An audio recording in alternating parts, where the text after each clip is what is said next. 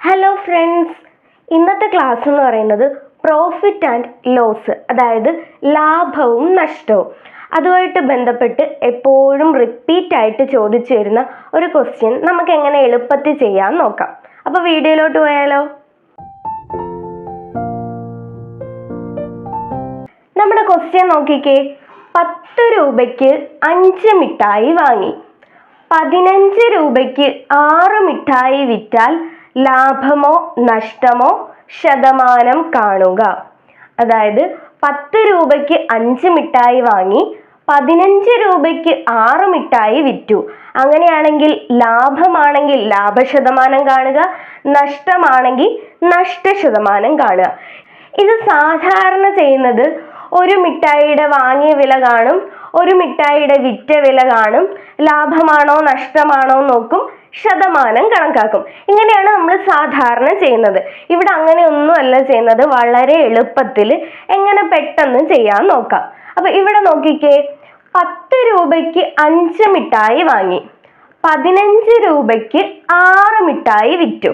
അതായത് ഇത്ര രൂപയ്ക്ക് ഇത്ര മിഠായി വാങ്ങി, ഇത്ര രൂപയ്ക്ക് ഇത്ര മിഠായി വിറ്റു.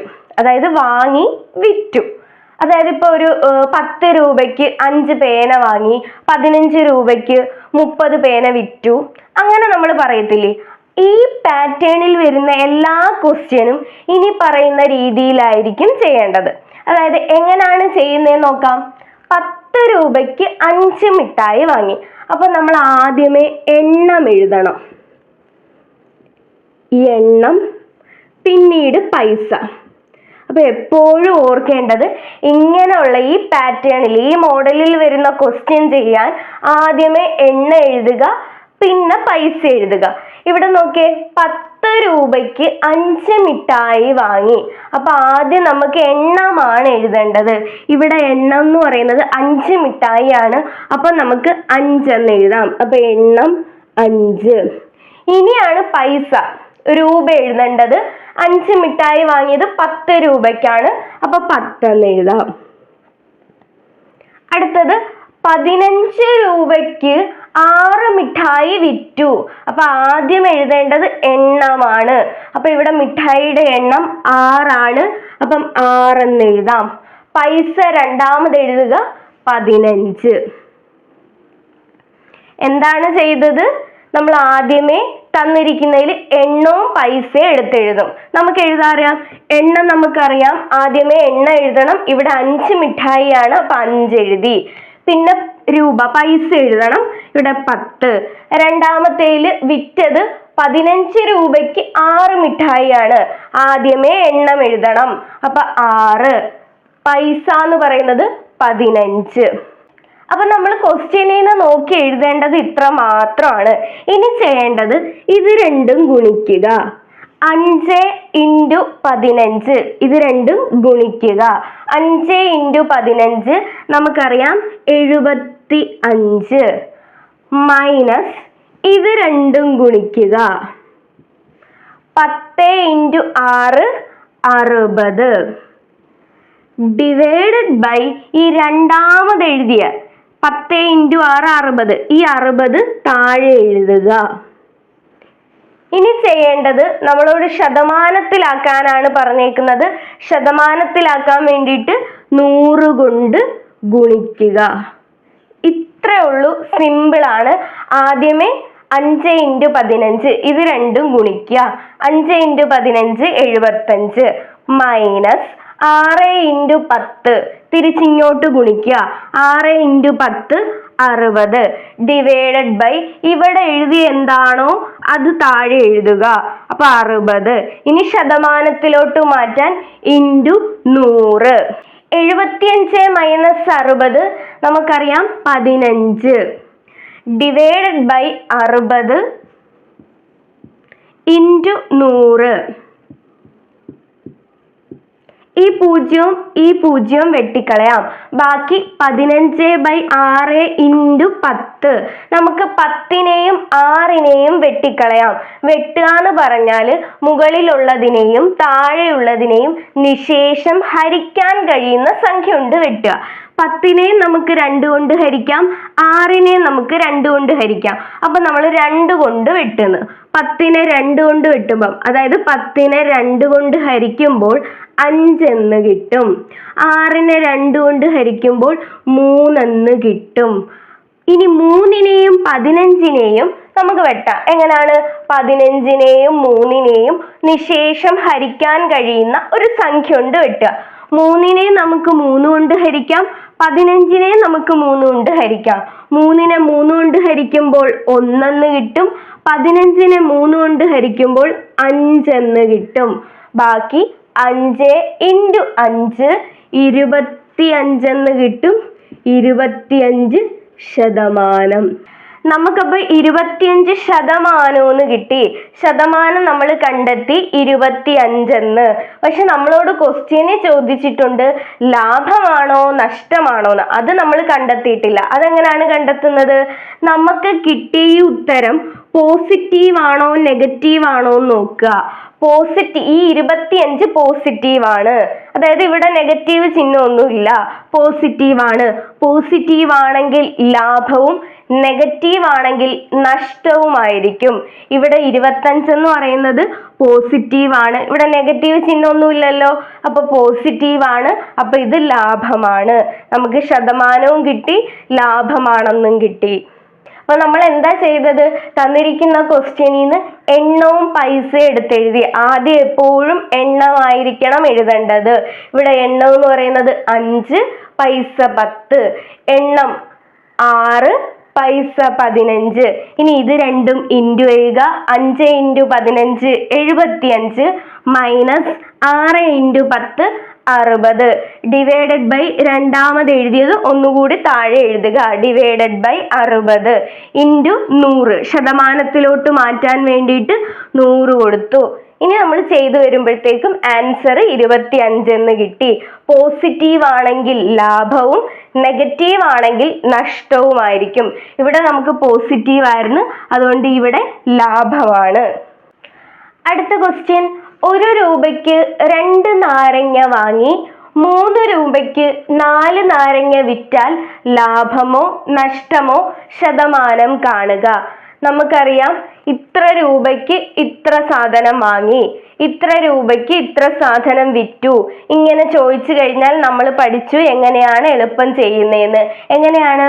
ആദ്യമേ എണ്ണം എഴുതുക. എപ്പോഴും ആദ്യമേ എണ്ണമാണ് എഴുതേണ്ടത്.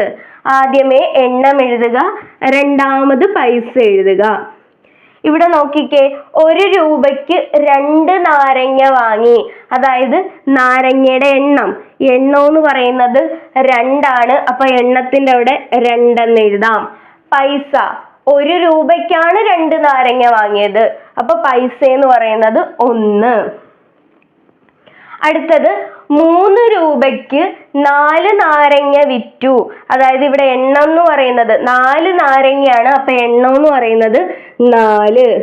പൈസ എന്ന് പറയുന്നത് 3 രൂപയായിരുന്നു, അപ്പം 3. ഇനി ചെയ്യേണ്ടത് നമുക്കറിയാം, ആദ്യത്തെ ഇതിനെയും ഇൻറ്റു ചെയ്യുക. 2 × 3 6 മൈനസ്, അടുത്ത് ഇത് രണ്ടും ഇൻറ്റു ചെയ്യുക. 1 × 4 4 ഡിവൈഡഡ് ബൈ രണ്ടാമത് എഴുതിയത് ഒന്നുകൂടി എഴുതുക 4.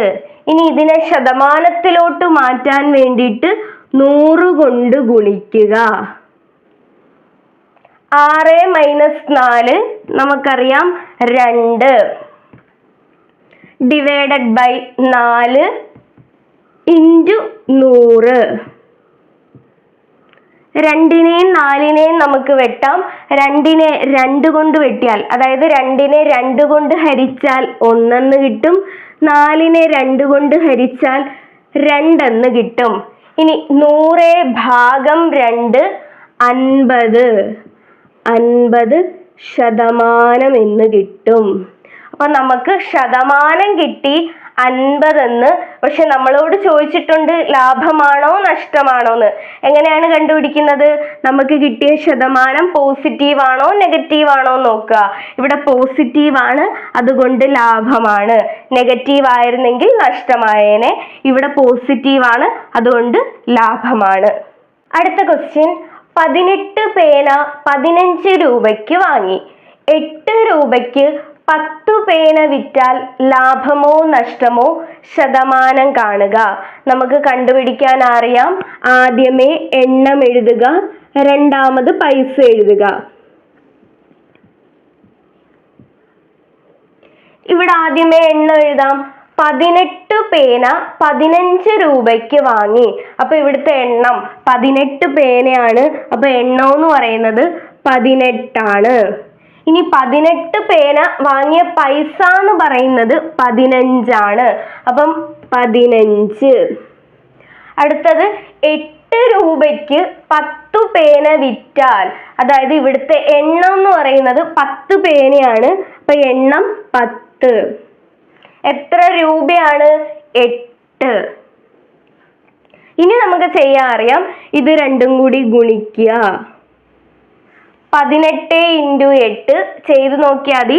144 മൈനസ് 10 × 15. അടുത്ത് ഇത് രണ്ടുമാണ് ഗുണിക്കേണ്ടത്. 15 × 10 150 ഡിവൈഡഡ് ബൈ 150. അതായത് രണ്ടാമത് എഴുതിയത് ഒന്നുകൂടി താഴെ എഴുതുക, 150. ഇനി ശതമാനത്തിലോട്ട് മാറ്റാൻ വേണ്ടിയിട്ട് × 100.